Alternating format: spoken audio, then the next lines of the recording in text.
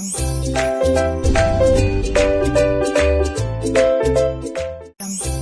And welcome to my channel. So आज का topic है माइटोसिस। तो माइटोसिस क्या होता है? एक सेल डिवीजन का प्रोसेस होता है जिसमें कि जेनेटिकली आइडेंटिकल डॉटर सेल्स बनते हैं from a single parent cells. And जो भी डॉटर सेल्स बनेंगी उनका जो जेनेटिक मटेरियल होगा वो एक्जैक्टली सिमिलर होगा पेरेंट सेल से। एंड ये जो सेल डिवीजन होती है यूकेरियोटिक सेल्स में होती है। माइटोसिस सोमैटिक सेल्स में होती है। सोमैटिक सेल्स क्या होते हैं? नॉन रिप्रोडक्टिव सेल्स होते हैं, ताकि जो भी हमारे डॉटर सेल्स बन रहे हैं, जो भी हमारे सेल्स बन रहे हैं एक सिंगल पेरेंट सेल से, उनका जो जेनेटिक इन्फॉर्मेशन है, जो उनका जेनेटिक मटेरियल है वो सेम हो एज अ पेरेंट सेल। इसलिए ये सोमैटिक सेल्स के अंदर होती है माइटोसिस। बात करते हैं स्टेजेस ऑफ माइटोसिस की। तो उससे पहले एक स्टेज आती है जिसको हम बोलते हैं इंटरफेस। ठीक है, मेन स्टेज जो फर्स्ट स्टेज होती है माइटोसिस की, मतलब सेल डिवीजन की, वो होती है प्रोफेज। बट उससे पहले एक स्टेज आती है जिसको हम इंटरफेस बोलते हैं। ठीक है, इंटरफेस क्या होता है? Before the mitosis begin, mitosis start होने से पहले सेल जो है एक फेज में जाता है जिसको हम बोलते हैं इंटरफेस। इंटरफेस 3 सब फेजेस से बना होता है, G1, S and G2 phase. G का मतलब है गैप 1 फेज। ठीक है, अब G1 फेज के दौरान क्या होता है? जो भी सेल होता है वो ग्रो करता है एंड जो भी उसकी नॉर्मल फंक्शनिंग होती है वो परफॉर्म करेगा। ठीक, फिर इस फेज में क्या होगा?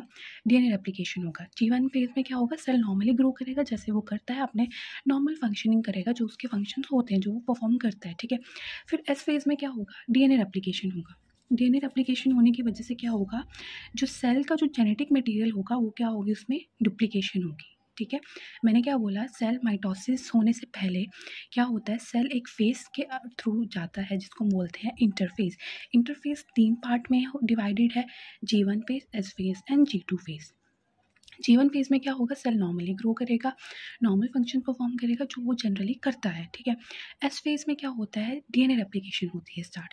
डीएनए रेप्लिकेशन होगी तो डीएनए रेप्लिकेट होगा तो उससे क्या होगा? जो भी जेनेटिक मटेरियल होगा, अगर डीएनए रेप्लिकेट हुआ तो उसकी डुप्लीकेशन हो जाएगी। ठीक है, डुप्लीकेशन होगी। फिर आता है G2 फेज। G2 फेज में क्या होता है?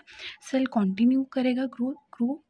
ठीक है, cell continue to grow and prepare for mitosis. And G2 phase में सेल अपने आप को प्रिपेयर करेगा फॉर द माइटोसिस।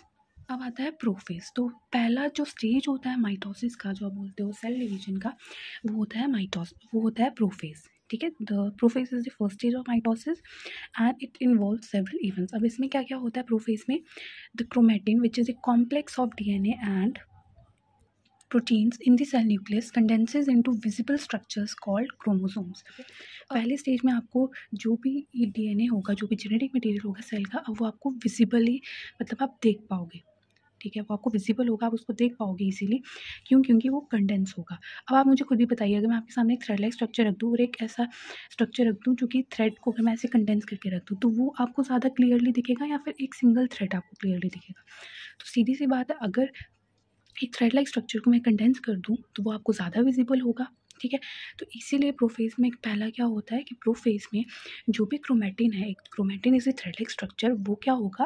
कंडेंस हो जाएगा एंड वो स्ट्रक्चर बना देगा क्रोमोसोम। ठीक है, वो क्रोमोसोम के स्ट्रक्चर में फॉर्म हो जाएगा। ठीक, the nuclear envelope begins to break down. जो भी न्यूक्लियर एनवेलप होगा वो ब्रेक डाउन होना उसका स्टार्ट हो जाएगा, जिसकी वजह से क्या होगा?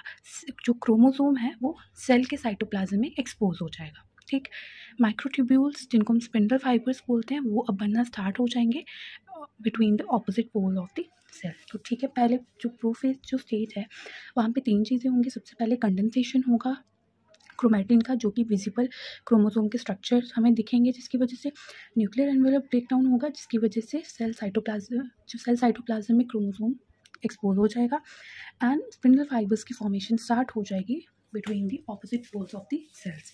सेकेंड स्टेज जो होती है वो होती है मेटाफेज। ठीक है, metaphase is the second stage of the mitosis. इसमें क्या होता है?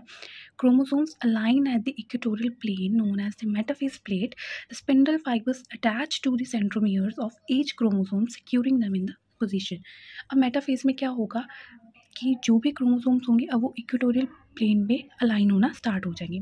अब यहाँ पे जो पहला प्रोफेज में क्या हुआ था, फेज में क्या हुआ था? स्पिंडल फाइबर्स बनना स्टार्ट हो गए थे। अब मेटाफेज में क्या होगा? जो भी ये स्पिंडल फाइबर्स जो बने हुए हैं अपोजिट पोल्स में, अब क्या होगा? क्रोमोसोम्स जो होंगे अब वो मेटाफेज प्लेट पे अलाइन होना स्टार्ट हो जाएंगे। ठीक है, स्पिंडल फाइबर्स क्रोमोसोम की सेंट्रोमियर्स के साथ अटैच हो जाएंगे, जिसकी वजह से वो उनको अपनी पोजीशन पे सिक्योर करके रखेंगे। ठीक, नेक्स्ट इज एनाफेज। एनाफेज में क्या होता है? Anaphase is the third stage of the mitosis and it is characterized by the separation of sister chromatids. ठीक है, अब मेटाफेज में क्या हुआ कि जो भी क्रोमोसोम्स थे वो अलाइन हो गए. ठीक है, जब क्रोमोसोम्स अलाइन हो गए, फॉर एग्जांपल अगर ये हमारे पास एक सेल है, ठीक है, ये मेरे पास कोई भी क्रोमोसोम है, अब ये क्या है, ये अलाइन हो गया. ठीक है, ये स्पिंडल फाइबर्स जो होंगे, ये ऑपोजिट पोल्स पे स्पिंडल फाइबर्स बने हैं. अब ये क्या होंगे, इनके साथ सेंट्रोमियर्स के साथ अटैच होंगे. ये क्रोमोसोम होता है एंड ये होता है सेंट्रोमियर. तो स्पिंडल फाइबर्स जो होंगे यहाँ पे अटैच होंगे. ठीक, एनाफेज में अब क्या होगा, सिस्टर क्रोमैटिड सेपरेट होंगी. सिस्टर क्रोमैटिड सेपरेट होंगी कहने का मतलब है ये हमारे पास क्रोमोसोम है, मतलब एक ये क्रोमैटिड सेपरेट होगी एंड एक ये क्रोमैटिड सेपरेट होगी. तो एनाफेज में क्या होगा, सिस्टर क्रोमैटिड्स की सेपरेशन होगी. The sister chromatids are pulled apart towards opposite pole. एक पोल यहाँ पे है, एक पोल यहाँ पे है एंड ये स्पिंडल फाइबर्स जो हैं ये सेंट्रोमियर के साथ अटैच है. तो एक सिस्टर क्रोमैटिड इस तरफ जाएगी एंड एक क्रोमैटिड इस तरफ जाएगी, मतलब अपोजिट साइड दोनों जाएंगी, जिसकी वजह से क्या होगा, सेपरेशन हो जाएगा सिस्टर क्रोमैटिड्स का. And this ensures that each daughter cell will receive a complete set of chromosome. Next stage है टीलोफेज. टीलोफेज में क्या होता है, अब सिस्टर क्रोमैटिड सेपरेट हो गई. ठीक है, एक अपोजिट या दोनों अपोजिट, एक क्रोमैटिड इस तरफ चले गए, एक क्रोमैटिड इस तरफ चले गए, मतलब दो पोल्स बनते हैं, एक साइड, तो एक सिस्टर क्रोमैटिड चले जाएगी. अब क्या होगा, ये जो सेपरेटेड क्रोमैटिड्स हैं, now individual chromosomes reach the opposite pole of the cell. The nuclear envelope starts to reform around each set of chromosomes, creating two distinct nuclei. This marks in the beginning of the process of cell division. अब क्या होगा, अब sister chromatid separate होगी, अलग अलग पोल पे चलेंगे ये दोनों. अब क्या होगा, जो न्यूक्लियर एनवेलप, आपको याद है कि सबसे पहली स्टेज में क्या हुआ था, कंडेंसेशन हुई थी क्रोमोसोम की, न्यूक्लियर एनवेलप क्या हुआ था, ब्रेक डाउन होना उसका स्टार्ट हो गया था. ठीक है, अब लास्ट वाली स्टेज में क्या, ये आपको याद रखना है कि जो भी न्यूक्लियर एनवेलप ब्रेक डाउन हुआ था पहली स्टेज में, जैसे अब न्यूक्लियर एनवेलप वापस से बनना स्टार्ट हो जाएगा around each set of chromosome. अब जो सिस्टर क्रोमैटिड सेपरेट हो गई है ना, जैसे एक क्रोमोसोम है, वहाँ से सिस्टर क्रोमैटिड सेपरेट हुई. ठीक है, तो अब ये जो सेपरेटेड जो क्रोमैटिड्स हैं, अब ये एक न्यू इंडिविजुअल क्रोमोसोम है, मतलब अब एक ये न्यू क्रोमोसोम बन गया है. ठीक है, अब क्या होगा, न्यूक्लियर एनवेलप वापस से रिफॉर्म होना स्टार्ट हो जाएगा एंड दो डिस्टिंक्ट न्यूक्लियर बना देगा. ठीक है, and this marks the beginning of the cell division. अब आपको याद होगा, तो मैंने क्या बोला था, माइटोसिस क्या होता है, वो प्रोसेस होता है जिसमें कि दो आइडेंटिकल डॉटर सेल्स बनती हैं. ठीक है, तो जब ये सिस्टर क्रोमैटिड सेपरेट हुई, वापस से न्यूक्लियर एनवेलप बनना स्टार्ट हो गया, तो एक सेल ये बन गया, एक सेल ये इसका बन गया. ठीक है, ये मैं आपको सिर्फ एक क्रोमोसोम से आपको एग्जांपल देके समझा रही हूँ. ठीक है, इसीलिए this marks the beginning of the process of cell division. Next is cytokinesis. Cytokinesis मतलब कि कोई भी ये कोई एक स्टेज नहीं है, बस आप बोल सकते हो कि ये टीलोफेज के साथ ही हो जाता है. साइटोकाइनेसिस में क्या होता है, इसमें जो भी साइटोप्लाज्म एंड ऑर्गेनेलिज होती हैं वो डिवाइड होती हैं between the two daughter cells. अब दो डॉटर सेल्स बन के, ठीक है, अब उनके बीच में क्या होगा, डिवीजन होगा साइटोप्लाज्म एंड ऑर्गेनेलिज का, उसी को हम साइटोकाइनेसिस बोलते हैं.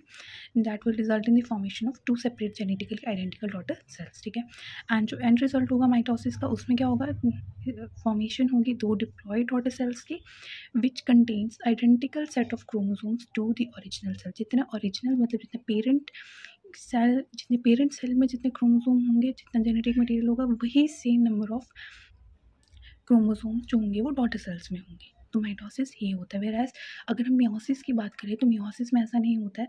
मियोसिस में half number chromosomes are present in the daughter cells. ठीक है, तो थैंक यू फॉर वॉचिंग.